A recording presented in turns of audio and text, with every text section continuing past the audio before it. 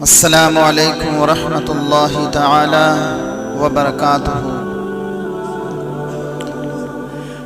نحمده ونصلی علی رسولہ الکریم، اما بعد فاعوذ باللہ من الشیطان الرجیم، بسم اللہ الرحمن الرحیم، حامیم والکتاب المبین، انا انزلناہ فی لیلۃ مبارکہ، صدق اللہ العظیم وصدق رسولہ النبی الامین المتین الکریم، ونحن علی ذلک لمن الشاہدین والشاکرین، والحمد للہ رب العالمین۔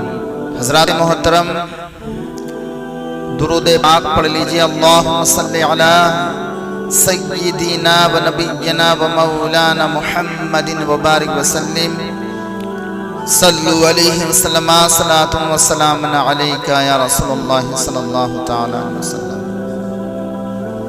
محترم، یہ بہت ہی مقدس مہینہ ہے، بہت ہی بابرکت مہینہ ہے، شعبان المعظم، شعبان کا وہ معظم مہینہ، اس کو شعبان المعظم کہتے ہیں، عظمت والا مہینہ، معظم عزت والا مہینہ، بلندی والا مہینہ، آپ کو بلندی تک پہنچا دے گا، ایسا مہینہ ہے شعبان کا مقدس مہینہ۔ کتنی تاریخ ہو گئی؟ 8 تاریخ ہو گئی، آج 8 تاریخ ہو گئی، اور اسی مقدس مہینے میں ایک شب آنے والی ہے جس کو کہتے ہیں، کیا کہتے ہیں؟ شب برات۔ شب برات، برات کا معنی آتا ہے نجات پانا، بری ہونا، رہا ہونا۔ تو اب اس کا مطلب کیا ہوا؟ شب برات، رہا ہونے والی رات، نجات والی رات، بخشش و مغفرت والی رات۔ تو یہ مقدس رات نصف شعبان، یہ کب آئے گی؟ انگریزی کی 13 تاریخ کو۔ دن کون سا ہوگا؟ جمعرات کا۔ تو جو آنے والی شب ہے وہ کون سی رات ہے؟ شب برات کا مطلب کیا ہے؟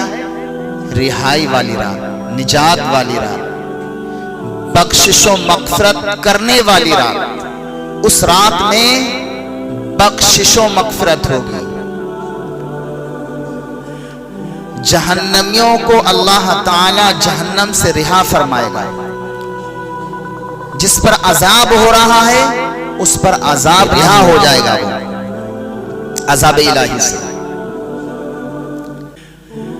تو یہ مقدس رات ہے، اس مقدس رات میں رزق تقسیم ہوتا ہے، امور تقسیم ہوتے ہیں، عام بخشش ہوتی ہے، عبادت کی بہت بڑی فضیلت ہے۔ جو اس مقدس رات میں جا کر عبادت کرے گا اسے بڑی نیکیاں دی جائیں گی۔ عبادت کرے گا، قرآن پاک کی تلاوت کرے گا، اور ساتھ ہی ساتھ اللہ کا ذکر کرے گا، تسبیح و تحلیل کرے گا، اور رات بھر جاگ کے عبادت کر کے صبح کو روزہ رکھے گا۔ اور جو مقدس راتیں ہیں ان کا ایک الگ اسلوب ہے، لیکن یہ جو رات ہے اس کا ایک الگ انداز ہے، الگ اس کا ایک نرالا انداز ہے، کہ سال میں کئی ایسی مقدس راتیں آتی ہیں، جیسے عید الفطر کی رات، عید الاضحیٰ کی رات، جمعے کی رات، معراج کی رات، رمضان میں جو ایک تقدس رات ہے لیلۃ القدر، وہ رات، عید میلاد النبی حضور کی ولادت کی رات، بڑی بابرکت رات ہے۔ لیکن اس رات میں ایک خاص فضیلت ہے اس رات کو، وہ یہ کہ دن ڈوبنے کے وقت سے ہی اللہ تعالی آسمانی دنیا پر نزول رحمت فرماتا ہے۔ کیا فرماتا ہے؟ نزول رحمت فرماتا ہے۔ دن ڈوبا اللہ رب العزت اپنی شایان شان کے لائق آسمانی دنیا پر رحمت کا نزول فرماتا ہے اور اپنے بندوں کے لیے ارشاد فرماتا ہے. کیا فرماتا ہے؟ کہ ہے کوئی ہم سے بخشش طلب کرنے والا میں اسے بخش دوں، ہے کوئی رزق طلب کرنے والا میں اسے رزق دوں، ہے کوئی مصیبت میں مبتلا میں اسے رہا کروں، ہے کوئی بیماری میں مبتلا، ہے کوئی پریشان حال میں اس کی پریشانی دور کروں. صبح صادق تک اللہ رب العزت جل مجدہ ارشاد فرماتا ہے، اس کی رحمتیں آواز دیتی ہیں، اے بندے آ میرے پاس آ. اور اللہ کی شان تو اتنی بلند ہے کہ اس کے لیے کسی لہجے کی ضرورت نہیں ہے، کسی زبان کی ضرورت نہیں ہے.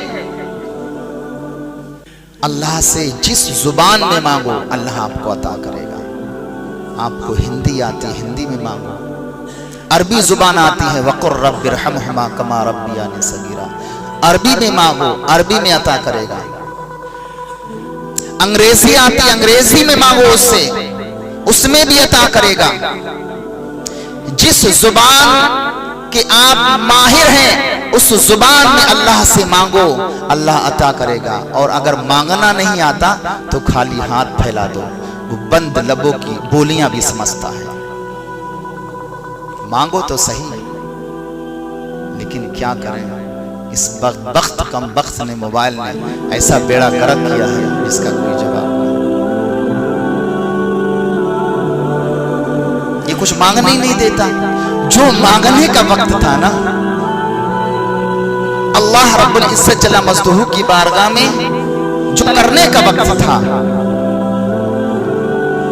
جو اس کی بارگاہ میں کچھ لمحہ آنسو بہانے کا وقت تھا، وہ اس بدبخت کم بخت موبائل لے لیا. وہ کیسے؟ ایک تو شام کا وقت، رات کا وقت ہم جب بستر پر جاتے ہیں تو پورے دن کے ہارے تھک کے کھانا کھایا، کھانا کھانے کے بعد میں جب لیٹے تو کچھ نہیں ہونا چاہیے، نہ بہترین کھانا نہ کچھ نہیں. بیوی سے نہ بات، بیوی کا مزاج چڑچڑا ہو جاتا ہے. پورے دن میاں جو ہے کام کرتے ہیں اور شام کے وقت آتے میری خیر و عافیت بھی نہیں پوچھتے، جناب موبائل میں لگ جاتے ہیں. بیوی بھی پریشان، آتے ہی موبائل میں لگ گئے.